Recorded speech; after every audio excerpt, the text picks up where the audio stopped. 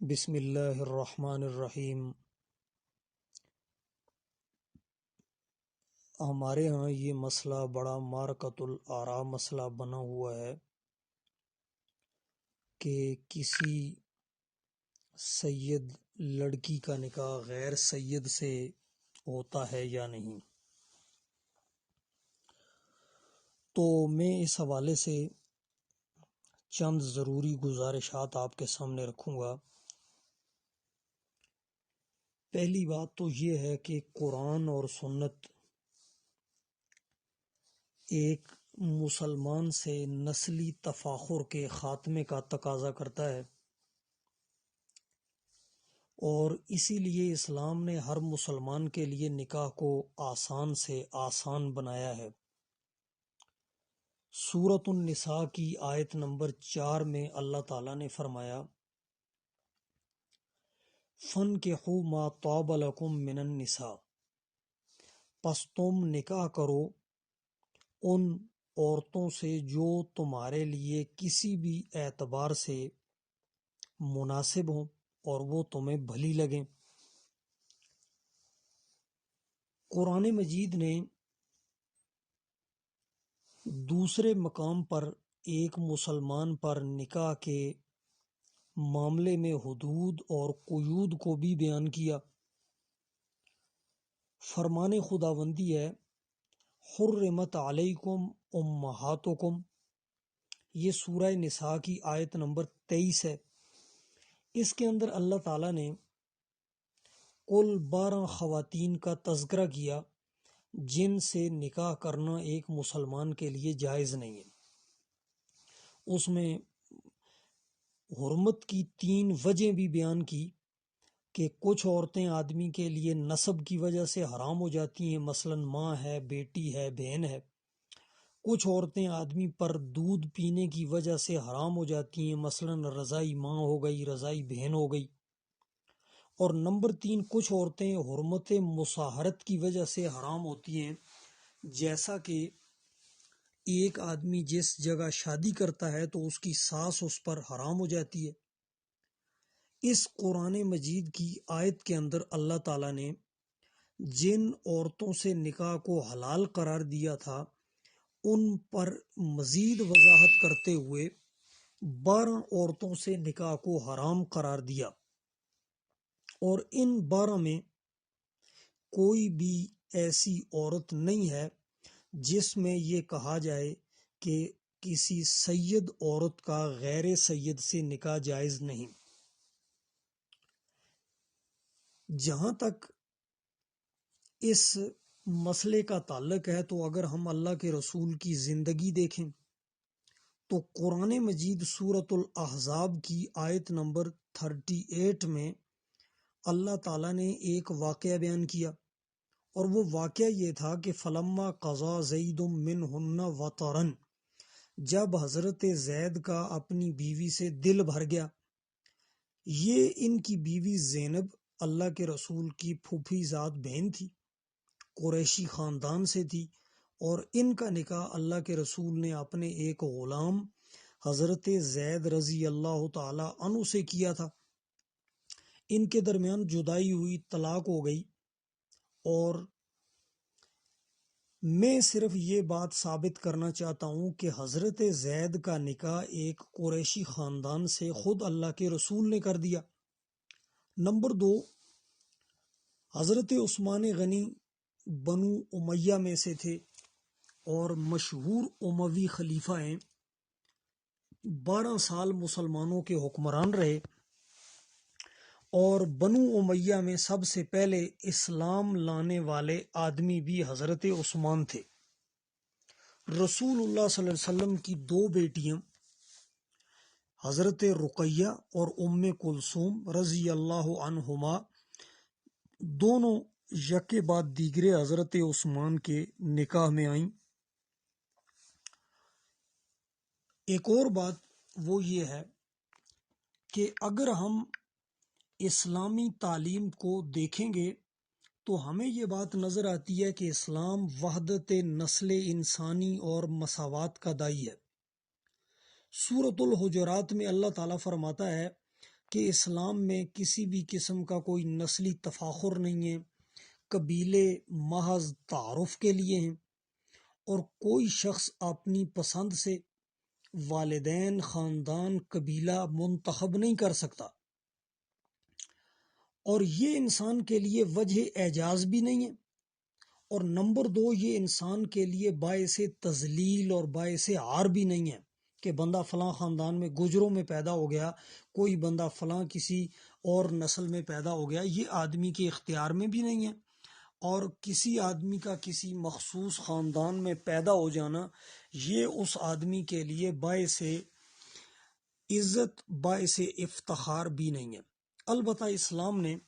جس چیز کو باعث افتخار بنایا وہ فطری طور پر ایک چیز رکھی گئی ہے، اور وہ یہ ہے کہ جو تقوی اور پرہیزگاری اختیار کرے گا وہ اللہ تعالیٰ کے نزدیک مقرب ہوگا، اور اگر کوئی آدمی تقوی اور پرہیزگاری نہیں رکھے گا، وہ بے شک خاندان قریش سے تعلق رکھتا ہو، تو اس کی اہمیت اسلام میں نہیں ہوگی۔ اب یہاں سے یہ بات ثابت ہوئی کہ نسل انسانی میں تفاخر کی بنیادیں کچھ بھی نہیں ہیں۔ یہ نسلی کام صرف اور صرف کس کے لیے ہے کہ لوگوں کے درمیان میں تعارف باقی رہے۔ جہاں تک فقہا نے نکاح میں کفو کا ذکر کیا، برابری کا، مساوات کا، کہ لڑکی لڑکے میں برابری ہونی چاہیے، تو یہ صرف اور صرف ایک سماجی مسئلہ ہے، یعنی وہ جو خاندانی یونٹ دو لڑکی اور لڑکے سے تشکیل پاتا ہے، اس خاندانی یونٹ کو باقاعدگی سے چلانے کے لیے ایک انتظامی طور پر یہ طے کر لیا جاتا ہے کہ لڑکی اور لڑکا آپس میں کچھ فکری، سماجی، ثقافتی طور پر ہم آہنگی بھی رکھتے ہوں، مذہبی طور پر بھی ان کے درمیان میں ہم آہنگی ہو، تاکہ آگے چل کر ان کے نکاح میں دراڑیں نہ پڑیں، جیسا کہ حضرت زید اور ان کی بیوی کے نکاح میں دراڑ پڑی، اور اللہ کے نبی نے ان کو مشورہ دیا، امسک علیک زوجک، کہ تم اپنی بیوی کو طلاق نہ دو۔ کف کے لیے مختلف علاقوں، ثقافتوں اور ادوار میں مختلف معیار ہوں گے، کہیں تعلیمی برابری ضروری ہے، کہیں نسلی برابری ضروری، کہیں سماجی رتبے کی برابری ضروری، اور اسی طرح جو امور جس دور میں وجہ امتیاز بنتے ہیں، یعنی قومیں ان کے ذریعے سے عزت پاتی ہیں، ان چیزوں میں برابری فقہا نے جو لکھی ہے وہ اس بنیاد پر ہے کہ اگر ایسا نہ ہو تو اس کی وجہ سے خاندانی یونٹ میں دراڑ پڑنے کا اندیشہ ہے۔ اسی لیے روایات کے اندر یہ بات موجود ہے کہ رسول اللہ صلی اللہ علیہ وسلم کے پاس ایک انصار کی خاتون نے آ کر نکاح کی، شکایت کی کہ میرے چچے نے اپنے ایک بھتیجے سے میرا نکاح کر دیا ہے، اور وہ اس کی گمراہی یا کمینگی مجھ سے ختم کرنا چاہتا ہے۔ تو رسول اللہ صلی اللہ علیہ وسلم نے اس عورت کو یہ اختیار دیا کہ تم اپنا معاہدہ نکاح جو ہے اس کو ختم کر دو۔ اب جہاں تک سادات کا معاملہ ہے تو ان کی ایک اہمیت ہے۔ اللہ کے رسول صلی اللہ علیہ وسلم کے خاندان کے جو یہ لوگ ہیں، یہ بات یہاں یاد رکھنی چاہیے کہ سید کوئی خاص برادری، قبیلے کا نام نہیں ہے، بلکہ یہ جناب کے معنی میں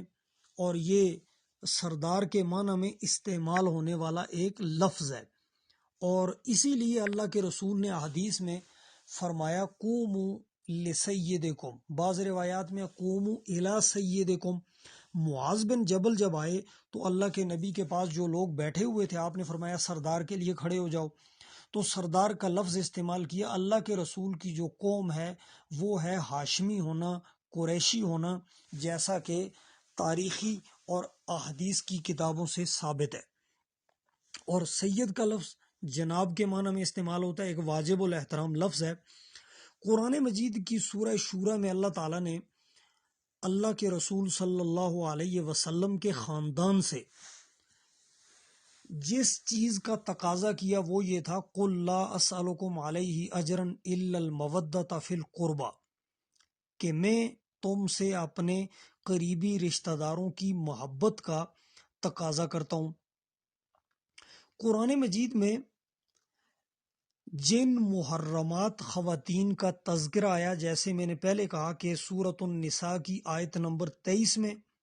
حرام عورتوں کا ذکر آیا کہ یہ عورتیں ایک شخص پر نکاح میں حرام ہیں، ان 12 عورتوں میں کسی بھی جگہ پر سید کا غیر سید سے نکاح شامل نہیں ہے۔ اس کے علاوہ اسلامی روایات میں رائج طرز عمل اس کے بالکل برعکس رہا کہ بڑے بڑے صحابہ کرام سے لے کر آج تک رسول اللہ صلی اللہ علیہ وسلم سے محبت رکھنے والے افراد اس خیال سے آل رسول سے شادیاں کرتے رہے کہ اس طرح ہمیں رسول اللہ صلی اللہ علیہ وسلم کی رشتہ داری کی برکت بھی حاصل ہو جائے گی، اور جو ہے وہ ہماری جو نسلیں ہیں ان میں بھی اللہ کے رسول صلی اللہ علیہ وسلم کی جو اتباع کی محبت ہے وہ ہماری نسلوں میں پیدا ہوگی۔ اس کے علاوہ میں آخری بات کرتا ہوں کہ کیا کوئی شخص جو یہ دعویٰ کرتا ہے کہ سید کا نکاح غیر سید سے نہیں ہو سکتا، کیا وہ قرآن اور سنت کی کوئی نص پیش کر سکتا ہے کہ اس میں یہ لکھا ہو کہ کسی بھی سید لڑکی کا نکاح غیر سید سے نہیں ہو سکتا؟ قرآن اور سنت میں اس طرح کی کوئی نص موجود نہیں ہے، سوائے اس کے کہ اس کو ایک نسلی تفاخر کا مسئلہ بنایا جائے۔ اور میں نے یہ بات پہلے کلیئر کر دی کہ اسلام میں نسلی تفاخر ہے ہی نہیں، اسلام تو نسلی تفاخر کے خاتمے کے لیے آیا ہے۔ البتہ اسلام میں قبائل کا جو تصور موجود ہے وہ صرف لتعارفوا یعنی باہمی امتیاز کے لیے قائم کیا گیا ہے۔ اگر کوئی آدمی اس کے علاوہ نص سمجھتا ہو وہ